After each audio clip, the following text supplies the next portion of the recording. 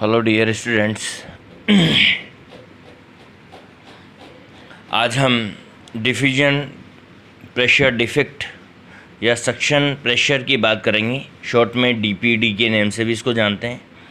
Suction pressure या DPD diffusion pressure defect यानी diffusion pressure तो आप जानते हैं, डिफ्यूजन की वजह से जो प्रेशर अप्लाई होता है उसको हम डिफ्यूजन प्रेशर के नेम से जानते हैं।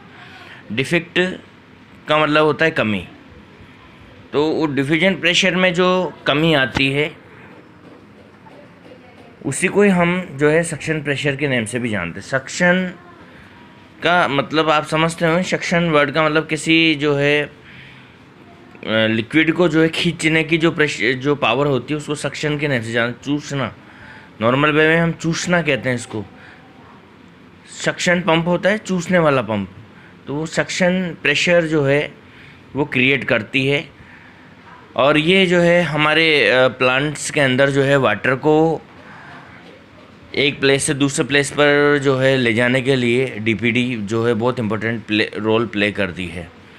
अब देखिए इसकी डेफिनेशन की अपन बात करें तो जनरल बात होगी कि डीपीडी क्या होगी। कुल मिला के बात है कि वाटर को खींचने की जो पावर होती है प्लांट के अंदर, उसी प्लांट को हम डीपीडी के नेम से जानते हैं, या उसको सक्शन प्रेशर के नाम एसपी भी शॉर्ट में बोलते हैं। जिससे डीपीडी होता है इसको शॉर्ट में डीपीडी कहा जाता है, डिफ्यूजन प्रेशर डिफेक्ट, या एसपी का भी कहा जाता है।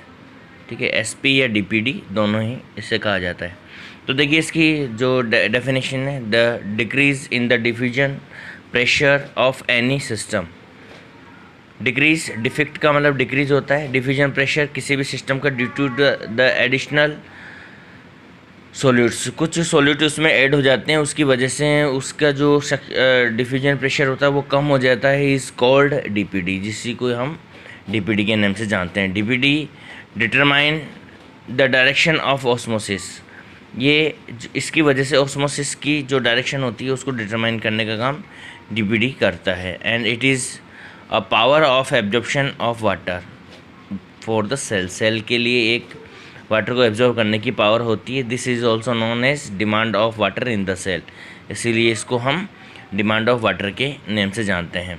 जो डीपीडी जो है वो डायरेक्टली प्रोपोर्शनल होती है कंसंट्रेशन ऑफ सॉल्यूट, यानी कि सॉल्यूशन के अंदर सॉल्यूट की मात्रा जैसे जैसे बढ़ती जाएगी, यानी सॉल्यूशन जैसे जैसे सॉल्यूट की मात्रा बढ़ेगी तो क्या होगा, सॉल्यूशन कंसंट्रेट होता चला जाएगा। तो कंसंट्रेट सॉल्यूशन जितना ज़्यादा कंसंट्रेट होगा डीपीडी उतनी ज़्यादा होगी, यानी जितना गाढ़ा सॉल्यूशन बनेगा डीपीडी उतनी ज़्यादा होगी, पानी की डिमांड उसके अंदर उतनी ज़्यादा होगी।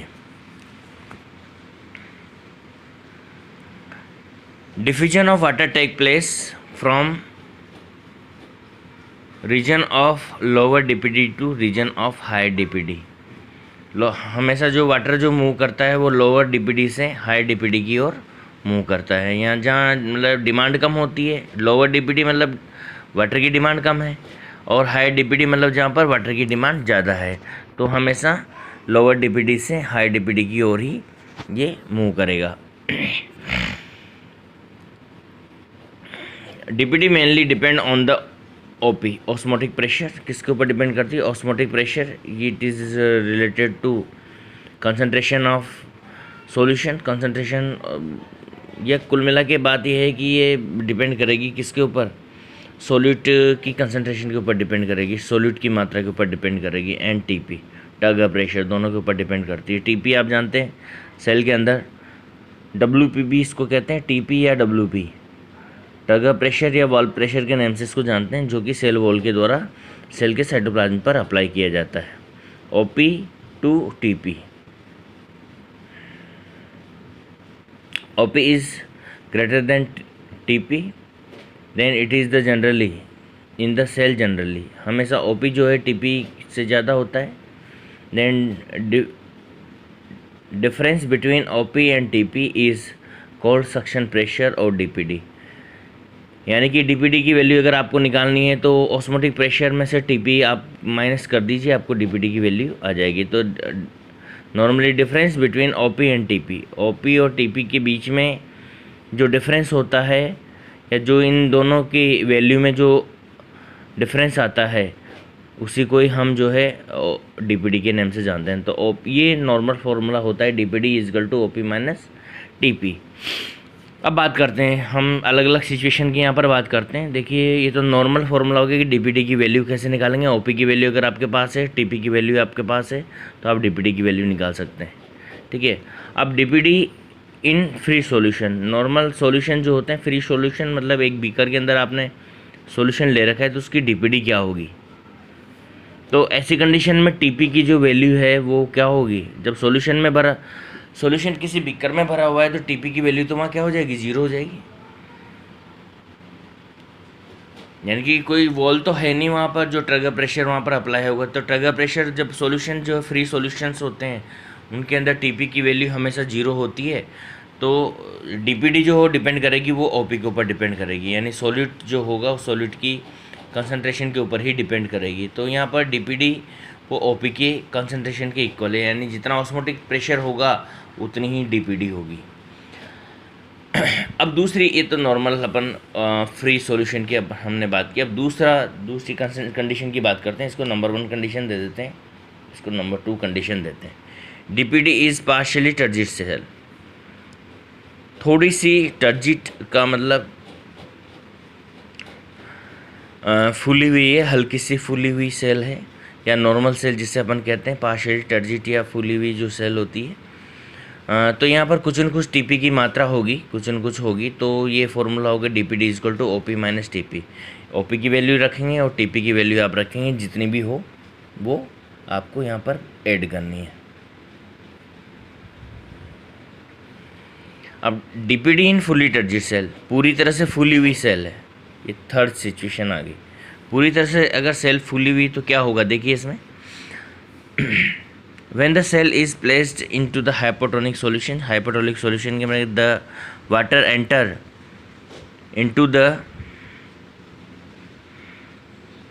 the cell, वाटर सेल के अंदर रिजल्ट एंटर करता है, जिसकी वजह से TP develop into the cell, turgor pressure apply होना शुरू हो जाता है सेल के ऊपर। The cell start swelling due to the turgor pressure, और स्टार्ट फूलना, जो सेल है वो फूलना शुरू हो जाती है ट्रिगर प्रेशर की वजह से। Through the OP is goes to decrease, और इसका ऑस्मोटिक प्रेशर उसकी वजह से डाउन होना शुरू हो जाता है। एंड टीपी इज इंक्रीज, और टीपी बढ़ना शुरू हो जाता है। So OP and TP will become equal. कुछ समय बाद जो है टीपी और ओपी जो है इक्वल हो जाते हैं, तो यहाँ डीपीडी की वैल्यू जीरो हो जाती है, यानी जितना ओपी होगा उतना टीपी होगा। अब जितना ओपी होगा उतना टीपी होगा। इस फॉर्मूले के अंदर अगर आप रखें ओपी इजकल टू टीपी, तो ओपी में से टीपी माइनस करेंगे तो जीरो आएगा। तो फुली टर्जिट सेल के अंदर वाटर की डिमांड बिल्कुल नहीं होती। आप भी समझ सकते हैं इस चीज़ को कि सेल के अंदर ऑलरेडी फुल पानी भरा हुआ है, यानी पूरी तरह से फुली हुई है, तो वहाँ पर डीपीडी की वैल्यू हमेशा जीरो ही होगी। पानी निकलने की कोशिश करेगा, अंदर जाने की कोई कोशिश नहीं करेगा, तो वहाँ पर वाटर की जो डिमांड है, डीपीडी क्या है, suction pressure, demand of water क्या है, जीरो ही होगी पूरी। नॉर्मली भी अपन कह सकते हैं कि अगर सेल वाटर की वजह से पूरी तरह से फूली हुई है तो ऐसी कंडीशन में जो है डीपीडी की वैल्यू जीरो ही होगी। अब डीपीडी इन फ्लैसिड सेल की बात करें अपन, फोर्थ सिचुएशन आ जाती है यहाँ पर, डीपीडी इन फ्लैसिड सेल। फ्लैसिड का मतलब पिचकी हुई सेल है। अब पिचकी हुई सेल के अंदर जो है वाटर की कमी हमेशा रहेगी, तो यहाँ पर ओपी तो होगा ही होगा, और टीपी की वैल्यू जो माइनस में थी वो प्लस में हो जाएगी। जो हमेशा माइनस में रहती है टीपी की वैल्यू वो क्या किस में हो जाएगी, प्लस में हो जाएगी। तो डीपीडी की वैल्यू डबल हो जाएगी, यहाँ पर ओपी प्लस टीपी हो जाएगी। देखिए कैसे, if the cell place into the hypertonic solution, hypertonic solution में जैसे अपन रखते हैं सेल को, देन इट बिकम फ्लैसिड, ये फ्लैसिड हो जाती है। सो टीपी इज़ ज़ीरो, और ऐसी कंडीशन में टीपी जो है वो जीरो हो जाती है। सो डीपीडी इजकल टू ओपी, यहाँ जीरो हुई है, उससे ज़्यादा नहीं हुई है, इसमें होगी, सॉरी वो जो मैंने बताया था आपको प्लस इसमें होगी। तो यहाँ टीपी की वैल्यू बिल्कुल जीरो हो जाती है, और जो ओपी की वैल्यू होता है वो डीपीडी की वैल्यू यहाँ पर आती है। और इसके बाद में नेक्स्ट जो सिचुएशन है 5th नंबर, डीपीडी इन प्लाज्मोलाइज सेल, प्लाज्मोलाइज सेल के अंदर जो है टीपी जो है वो रिवर्स हो जाती है। In plasmolysed cell the TP is negative because the cell wall is pull inside. ठीक है, इसमें जो है ज़्यादा अंदर की तरफ खिंचाव जो है हो जाता है और जो उस वॉल है वो अंदर की तरफ खींचना शुरू हो जाती है, तो इसकी वैल्यू नेगेटिव हो जाती है। तो टीपी नेगेटिव और नेगेटिव पहले से लगाते हैं तो ये क्या हो जाता है, डीपीडी इक्वल टू क्या हो जाता है, पॉजिटिव हो जाता है यहाँ पर। और पॉजिटिव कंडीशन होने की वजह से डीपीडी की वैल्यू सबसे ज़्यादा प्लाज्मोलाइज सेल के अंदर होती है, सबसे ज़्यादा प्लाज्मोलाइज सेल के अंदर होती है। और उसके बाद में देखिए दे रखा है यहाँ सबसे ज़्यादा प्लाज्मोलाइज सेल के अंदर, फिर उसके बाद में फ्लैसिड सेल के अंदर होती है इसकी वैल्यू। ठीक है, और उसके बाद में पार्शियली टर्जिट सेल के अंदर होती है और फिर सबसे कम जो है फुली टर्जिट सेल के अंदर होती है। तो अलग अलग सेल के अंदर अलग अलग वैल्यू इस तरह से अपन निकाल सकते हैं।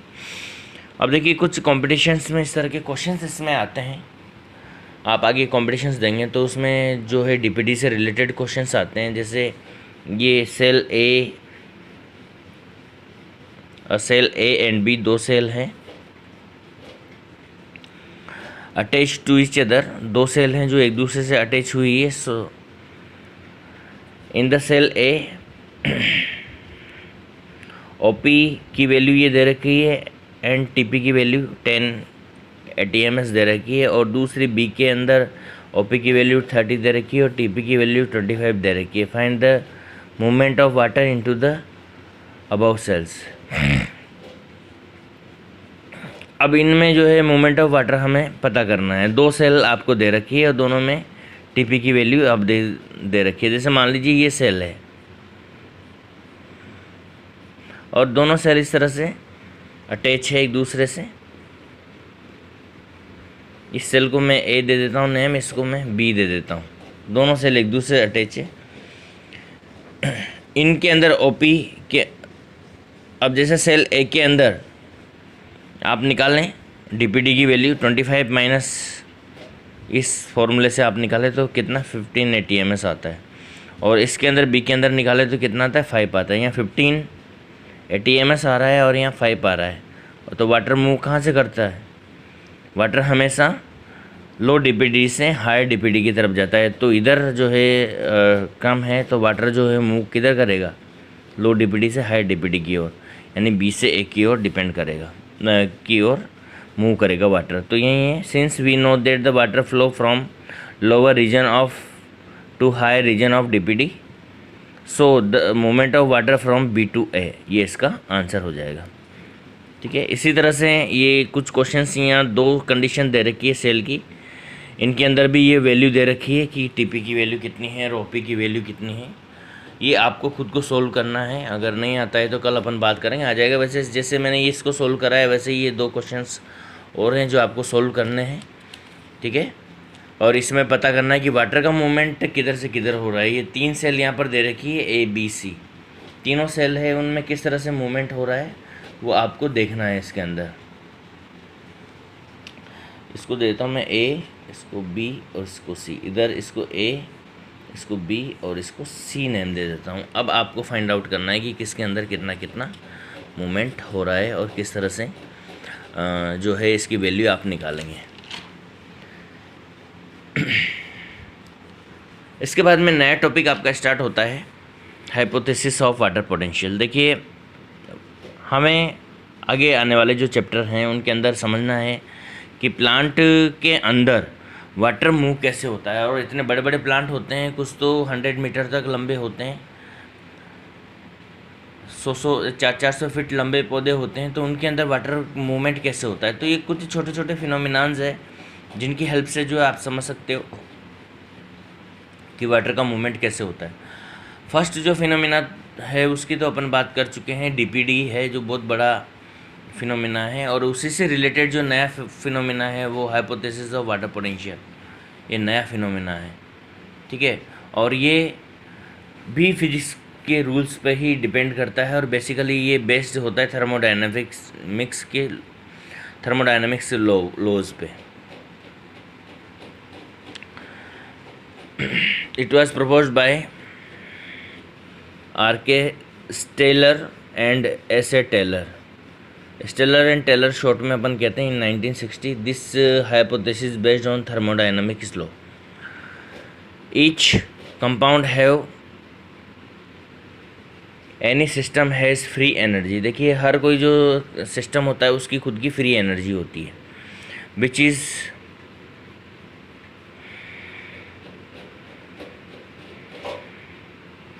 Provides the capacity of system to do work. तो ये फ्री एनर्जी होती है मॉलिक्यूल्स की और उसी की वजह से जो है सिस्टम के अंदर एनर्जी करने की पावर आती है। According to this hypothesis the difference between free energy and molecules of here water and free energy of solution is called water potential of the system। तो ये जो यहाँ पर होता है डिफरेंस फ्री एनर्जी होती है मॉलिक्यूल की और किसके कौन से मॉलिक्यूल की, वाटर के मॉलिक्यूल की, और फ्री एनर्जी ऑफ सॉल्यूशन की जो फ्री एनर्जी है उसका जो हम जो मैथमेटिकली डिफरेंस जो निकालते हैं उसी को हम वाटर पोटेंशियल के नेम से जानते हैं। ठीक है बच्चों, आज के लिए इतना ही, इससे आगे अपन कल बात करेंगे फिर।